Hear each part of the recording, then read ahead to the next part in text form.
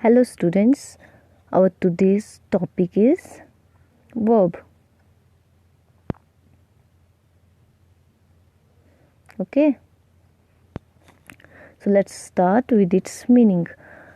Verbs describe what a person or thing does or what is happening.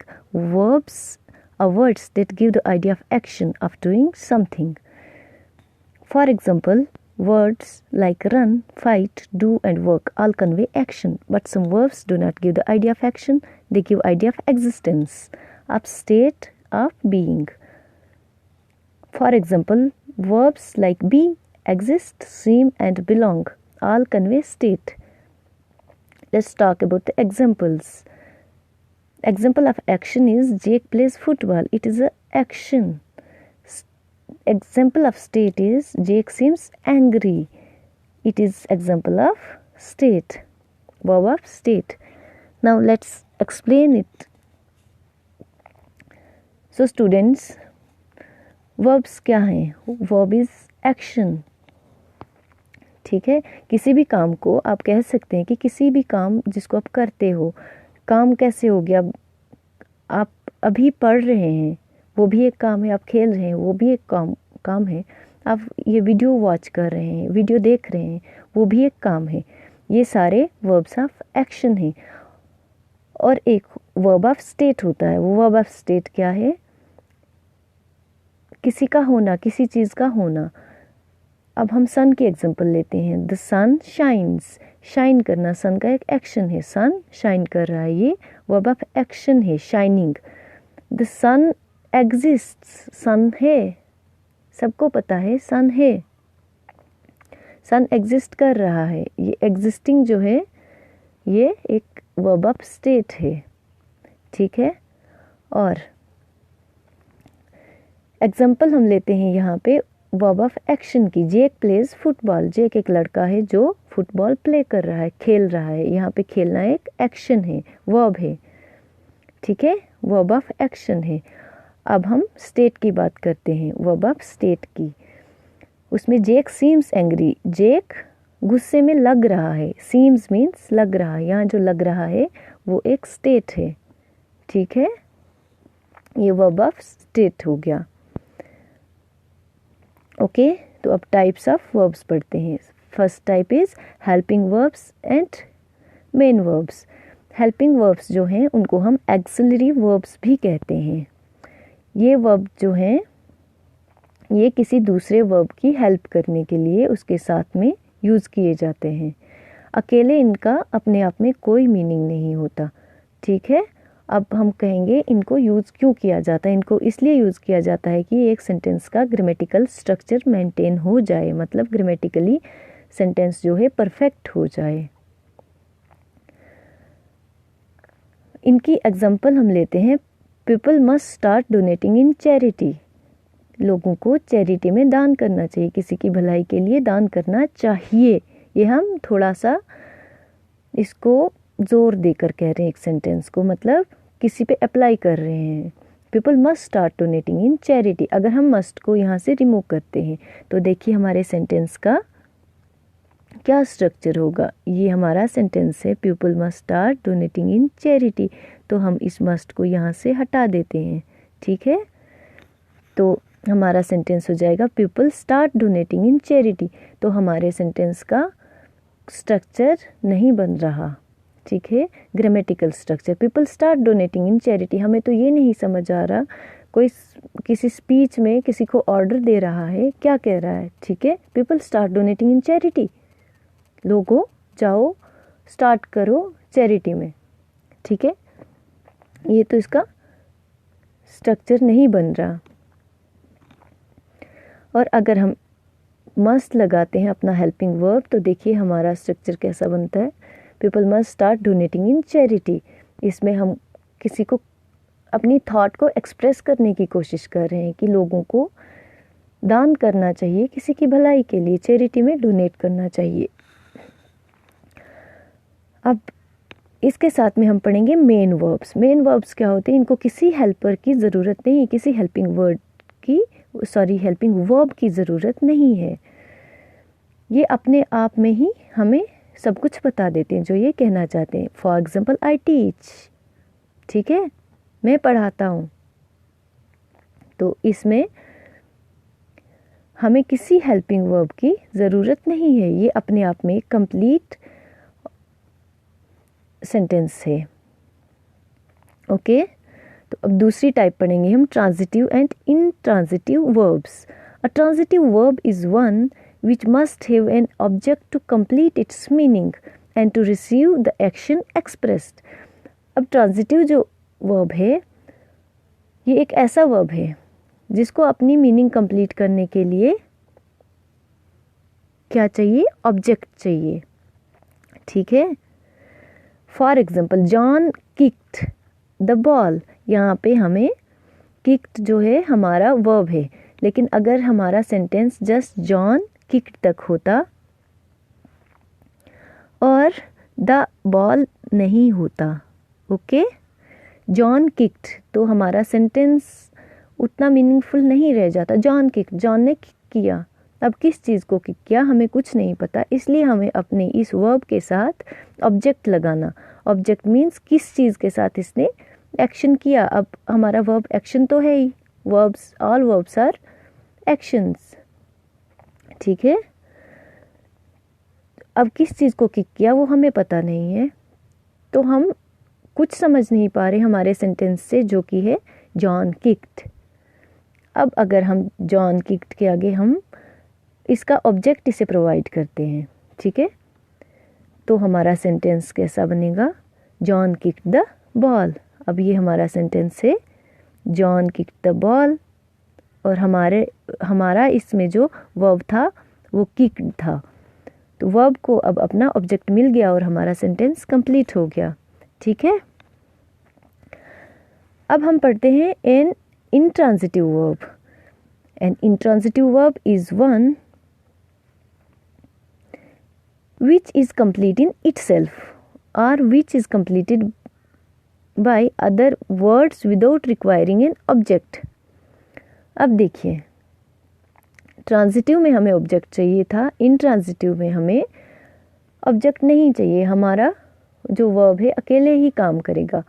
Example है John talked with Ram, ये भी हो सकता था, हमें ऑब्जेक्ट अगर मिल जाता तो भी चलता, but if there is no object, John अकेले भी तो बात कर सकता है ना, इसीलिए जॉन टॉक्ड, जॉन बात कर रहा था। अब हमारा जो था फर्स्ट जॉन, ये ट्रांजिटिव वाला, इसमें आप देखिए ट्रांजिटिव में था जॉन किक्ड द बॉल, यहाँ पे हमारे पास बॉल था ऑब्जेक्ट, और यहाँ पे हमारे पास जॉन टॉक्ड के आगे कुछ नहीं है। John talked with Ram, John talked with anybody, किसी का नाम नहीं है, तो भी हमारा सेंटेंस कंप्लीट है, इसका ग्रामेटिकल स्ट्रक्चर कंप्लीट है। क्यों? क्योंकि जॉन टॉक्ड एक ऐसा वर्ड है, टॉक्ड एक ऐसा वर्ब है, बात करना। बात तो आप अकेले भी कर सकते हैं, लेकिन जॉन किक्ड के आगे अगर हम द बॉल नहीं रखते तो जॉन किक्ड का कोई मीनिंग नहीं बनता। जॉन किक्ड, किसको किक किया, इसको ऑब्जेक्ट तो चाहिए ना किक करने के लिए। टॉकिंग के लिए कोई ऑब्जेक्ट ना भी हो तो भी टॉक कर सकते, अकेले भी टॉक कर सकते हैं, बट किक तो किसी ऑब्जेक्ट को करेंगे ही ना। जॉन किक्ड द बॉल और जॉन किक्ड द वॉल और जॉन किक्ड समबॉडी, ओके। तो ट्रांजिटिव सेंटेंस और ट्रांजिटिव वर्ब और इंट्रांजिटिव वर्ब में यही डिफरेंस है कि ट्रांजिटिव में हमें ऑब्जेक्ट चाहिए और इंट्रांजिटिव वर्ब्स बिना ऑब्जेक्ट के सेंटेंस का स्ट्रक्चर मेंटेन कर सकते हैं, ओके। तो हमारा थर्ड टाइप है active and passive verbs. The active voice is the normal voice that we speak in most of the time. In this voice, the object receives the action of the verb performed by the subject. For example, dog eat bones. अब active and passive verbs कैसे पढ़ेंगे हम? Active और passive दो types की voices होती हैं, ठीक है, जो हम नॉर्मल बात कर रहे हैं, जैसे राम की पुस्तकें शाम ने उठाई, ये हमारी नॉर्मल एक्टिव वॉइस है। अगर इसी को हमने पैसिव वॉइस में बोलना है तो राम की पुस्तकें शाम ने उठाई को, राम की पुस्तकें शाम ने उठाई को हम एक्टिव वॉइस समझेंगे, ठीक है। वैसे ही डॉग ने बोन्स को ईट किया, ये एक एक्टिव वॉइस वाला सेंटेंस है, ठीक है। इसमें ईट जो है एक्टिव वर्ब है, ओके। मतलब साधारण भाषा में, नॉर्मल भाषा में जैसे हम बोलते हैं उसको हम एक्टिव वॉइस कहेंगे। एग्जाम्पल डॉग्स ईट बोन्स, पहले आप इसे समझ लीजिए सिंपली। डॉग्स ईट बोन्स हमारी साधारण भाषा है, नॉर्मल लैंग्वेज है हमारी। डॉग ने क्या ईट किया? बोन्स को। अब इसी का पैसिव वॉइस अगर हमारा होगा तो वो हम यूजुअली यूज़ नहीं करते, नॉर्मल लाइफ में हम इसे यूज़ नहीं करते हैं। हमारा पैसिव वॉइस जो है वो इस सेंटेंस का बनेगा bones are eaten by dogs, bones को डॉग्स ने खाया। The passive voice is less usual. In this voice, the subject receives the action of the verb being performed by the object. अब डिफरेंस देख लो, इसमें जो हमारी एक्टिव वॉइस है, इसमें in this voice the object receives the action of verb performed by the subject, और हमारी passive voice में the subject receives the action of verb being performed by object. Difference ये है कि इसमें एक्टिव वॉइस में ऑब्जेक्ट जो है वो रिसीव करेगा action of verb, object receive करेगा एक्शन ऑफ वर्ब। ऑब्जेक्ट कौन है हमारा? जो एक्शन ऑफ वर्ब रिसीव करेगा, परफॉर्म्ड बाय सब्जेक्ट। सब्जेक्ट कौन है? Dog. Dogs are subject and object is bones, okay. और पैसिव वॉइस में जो सब्जेक्ट है, subject receives the action of verb being performed by object. यहाँ पे सब्जेक्ट जो है वो एक्शन ऑफ वर्ब रिसीव करेगा, सिंपल सा डिफरेंस। पैसिव वॉइस में subject receives the action of verb and in active voice object receives the action of verb, okay। और examples आपको पहले ही बता दी। एक्टिव वॉइस में एग्जांपल होगी dogs eat bones, dogs eat bones, dogs ने बोन्स को खाया। पैसिव वॉइस के example bones are eaten by dogs, उसी एग्जाम्पल को पैसिव वॉइस में प्रेजेंट किया है, bones are eaten by dogs. Bones को खाया गया डॉग्स के द्वारा, okay. So our fourth type is modal verbs. These verbs tell us whether something is probable or about the skills of a noun, etc. There are 10 modal verbs in total and each have an important part in sentence formation. अब देखिए ये जो modal verbs हैं ये बहुत important हैं। These verbs tell us whether something is probable or about the skills of a noun, etc. और ये नंबर में कितने हैं? 10 हैं, ठीक है। इनको आप लर्न कर लीजिएगा। Can, could, may, might, will, would, must, shall, should and ought to. These are underlined. You please learn this by heart, okay? Can, could, may, might, will, would, must, shall, should, ought to. Once again I am repeating: can, could, may, might, will, would, must, shall, should, ought to. So students, please note down these in your notebooks and learn these by heart. And now comes our fifth type, dynamic and static verbs. These verbs denote an actual action or expression or process done by the subject. They mean an action which can be seen or physically felt, or the result of which is seen or physically felt by the object or an indirect object. So dynamic and static verbs जो हैं, इनमें से dynamic verbs वो हैं वो जो किसी का एक्शन या एक्सप्रेशन डिनोट करते हैं, किसी सब्जेक्ट के द्वारा किया गया। ठीक है, सब्जेक्ट मीन्स जो वर्ब है वो एक काम है, और सब्जेक्ट कौन है, जो उसको कर रहा है। ठीक है, तो ये वर्ब्स क्या है, किसी काम करने वाले, मतलब किसी एक्शन करने वाले के द्वारा जो एक्शन किया गया है उसको डिनोट करते हैं।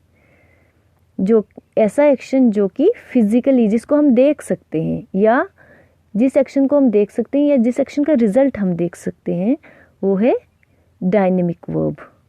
ठीक है, for example she buys new clothes every week. तो हमें क्या दिख रहा है इसमें, शी जो है वो हमारा सब्जेक्ट है।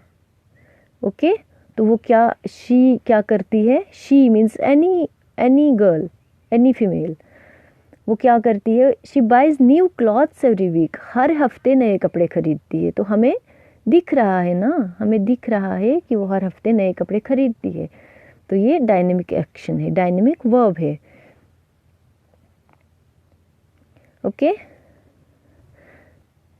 और दूसरा स्टैटिक वर्ब। स्टैटिक में हम देखेंगे, these verbs refer to state of the subject or the situation of the subject.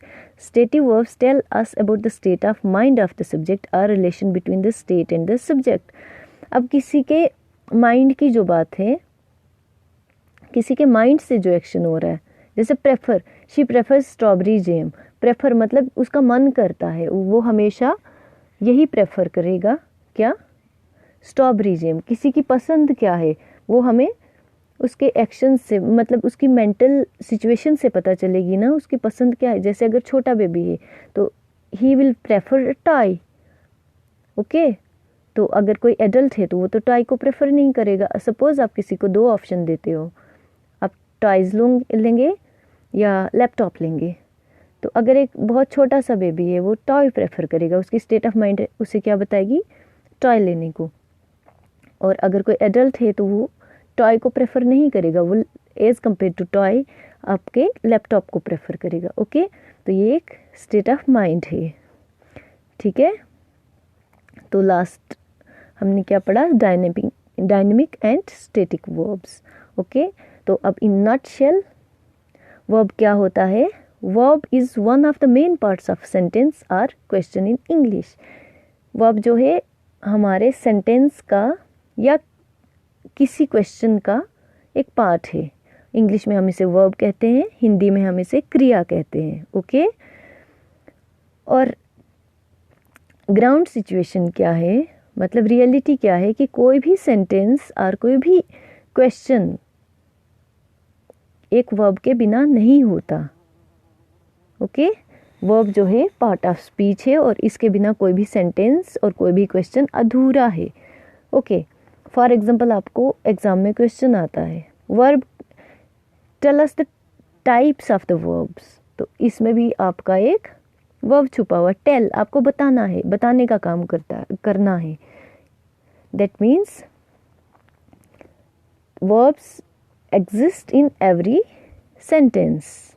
Okay, so students, our today's topic is completed, and keep practicing using the verbs, and if there are any doubts you can ask me. Okay.